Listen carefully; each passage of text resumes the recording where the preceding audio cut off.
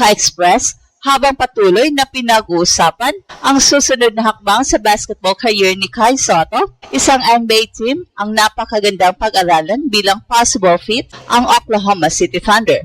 Pero bago tayo magpapatuloy, malinaw muna, wala pang opisyal na balita na inalok, inimbitahan o pepermahan ng Thunder si Kai. Ito ay basketball fit analysis base sa kasalukuyang roster construction ng OKC at sa skill set na kayang ibigay ng ating 7'3 Pinoy big man. Ang Thunder ay may established frontcourt at nag-resign pa kay Isaiah Hartenstein sa 2026 offseason. Meron din silang mga young big men at versatile forwards kaya hindi madaling makapasok sa kanilang regular rotation. Gayunpaman, ang OKC ay naiulat na may roster flexibility at pinag-iisipan kung papaano pupunan ang natitirang roster spot na hindi kinakailangan kumuha ng high-usage player. At dito pumapasok ang klase ng role na maaring habulin ni Kai. Hindi agad starter, hindi rin instant star kundi developmental third center o emergency big man na may kakaibang combination ng height, touch, passing at rim protection. Sa social media, patuloy ang mga Pinoy basketball fans sa paglalagay kay Kai sa iba't ibang hypothetical NBA destinations. Pero ang mas responsableng tanong ay hindi, kukunin ba siya agad ng OKC? Ang tamang tanong ay may basketball qualities ba si Kai na maaring magustuhan ng isang organization na tulad ng Thunder? Ang sagot, meron. Pero kailangan niyang patunayan na healthy siya, kayang sumabay sa bilis ng NBA, kayang magdepensa sa space, at handang tanggapin ang maliit ngunit napakahalagang role. Kung may team na marunong mag-develop ng mahaba, skilled at intelligent na player, kasama talaga ang OKC sa dapat pag-aralan. Kapag narinig natin ang Oklahoma City Thunder, ang unang pumapasok sa isip ay youth, length, versatility, player development, at isang napakalinaw na basketball system. Hindi to klase ng organization na basta kumukuha ng player dahil sikat o malakas ang pangalan sa social media sa pamumuno ng general manager na si Sam Presti at coach Mark Daigneault. Mahalaga sa Thunder ang decision-making, defensive discipline, positional versatility at willingness na maglaro para sa sistema. Kaya kapag pinag-uusapan natin si Kai bilang responsible developmental option para sa OKC, hindi sapat na sabihin lamang na 7'3 siya, maraming matatangkad na manlalaro, ang hindi nagtagal sa NBA. Ang kailangang suriin ay kung ano ang may dagdag niya sa isang bench unit at kung ano ang weaknesses ang kailangan niyang ayusin. Unang potential advantage ni Kai ay obvious, size. Sa taas na 7'3", may natural siyang kakayahang baguhin ang tira ng mga kalaban sa ilalim. Hindi niya kailangang laging makakuha ng block para magkaroon ng defensive impact. Minsan, sapat na ang kanyang vertical presence para magdalawang isip ang mga guards na matake sa rim. Sa bench roll, maaaring gamitin ang isang player na tulad ni Kai laban sa teams na may traditional centers o malalaking second units.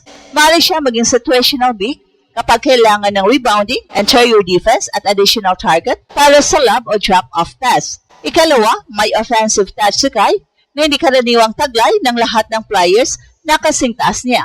Kaya niyang tumapos gamit ang dalawang kamay, may soft touch sa paint at may kakayahang mag-shoot mula sa mid-range. Naipakita rin niya sa kanyang professional career sa Japan na hindi lamang siya stationary center, nakakagawa siya ng short roll reads, handoffs at simple passes mula sa high post. Mahalaga yon sa sistema ng OKC dahil hindi nila gustong huminto ang bola sa kamay ng isang bench big. Kailangang marunong itong mag-screen, mag-roll, magbigay ng bilis na pasa at bumalik agad sa tamang pesto. Pero dito rin natin kailangang maging makatotohanan. Hindi bakante ang frontcourt ng Thunder kasama sa kasalukuyang roster ang mga established at developing big men at official ding nag-resign sa OKC sa Isaiah Hartenstein. Nagdagdag rin sila ng rookie center na si A.D. Mera, kaya meron ding competition para sa developmental minutes at roster positions. So, ibig sabihin, hindi tamang sabihin, desperadong kailangan ng OKC si Kai. Ang mas eksaktong analysis, maaaring maging interesting siyang low-risk camp o developmental candidate kung magkaroon ng opening at kung mapapatunayan niyang fully healthy at NBA ready ang kanyang katawan. Isa sa pinakamalaking tanong kay Kai ay lateral movement. Ang Thunder ay agresibo sa depensa, nagpapalit sila ng coverage, naglalagay ng pressure sa ball handlers at mabilis mag-rotate. Kapag ang center ay nahuli sa pick and roll, kailangang makabawi agad ang buong depensa. Dito kailangang ipakita ni Kai na kaya niyang umatras sa drop coverage Kontrolin ang driving lane at hindi madaling matarget ng mabilis na guards. Hindi naman kailangang maging elite switch defender siya, pero kailangang maging reliable ang kanyang positioning at effort. Kailangan din niya maging mas physical sa rebounds. Sa NBA, hindi sapat ang height. Kailangang maunang makahanap ng katawan, mag-box out at protektahan ang bola pagkatapos makuha ang rebound. Kahit mas maliit ang kalaban, maaari ka pa ring matalo kapag mas mababa ang center of gravity at mas agresibo ito sa contact. At ang magandang balita, meron ng professional experience si Kai. Hindi na siya raw teenagers na nagsisimula pa lamang matuto ng adult basketball. Naranasan na niya ang physicality sa Australia, Japan at international competition. At noong 2025 to 26 Japan billing season, nakabalik siya mula sa ACL injury at naabot pa niya ang 1,000 career point milestone sa Japan. Ang pagbabalik na iyon ay mahalagang patunay na nakakalalo siyang muli sa professional level, pero ang NBA opportunity ay mangangailangan pa rin ng mas mataas na condition, consistency at durability. Kaya ang tunay na laban ni Kai ay hindi lang makakuha ng NBA interest. Ang tunay na laban ay ipakita na kaya niyang manatiling healthy at maging productive kahit limitado ang minutes. At paano? Eksakto magagamit ng OKC ang isang player na tulad ni Kai. Una, bilang third center o emergency big. Sa mahaba at mahirap na NBA season, mahalaga ang roster depth, may back-to-back games, minor injuries, foul trouble at matchups na nangangailangan ng dagdag na laki. Hindi kailangang maglaro gabi-gabi ang third center, pero dapat handa siyang pumasok nang hindi nasisira ang sistema. Sa ganitong role, simple ang magiging trabaho ni Kai, mag-set ng solid screens, tumakbo papunta sa rim, kumuha ng defensive rebounds, protektahan ang paint at gumawa ng tamang pasa. Hindi niya kailangang humawak ng bola ng matagal.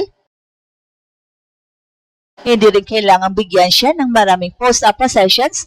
Ang pinakamalaga ay maging efficient siya sa maliit na pagkakataon. Ikalawa, maaari siyang gamitin bilang matchup-specific weapon kapag ang kalaban ay may malaking center na nangingibabaw sa offensive rebounds, maaaring kailangan ng OKC ang karagdagang 7-footer. Kapag maliit naman ang lineup ng kalaban, maaaring subukan ni Kai na parusahan ito sa loob, pero dapat mabilis siyang makabalik sa depensa. Ikatlo, may developmental value ang kanyang shooting at passing potential. Hindi pa siya consistent 3-point shooter sa antas na kailangan sa NBA, pero may natural siyang shooting touch. Kapag napalawak niya ang kanyang range, magiging mas mahirap siyang bantayan, maaari siya maging pick-and-pop option at trail big na kayang tumira kapag iniwan. Ang passing naman, ang maaaring maging underrated part sa kanyang laro.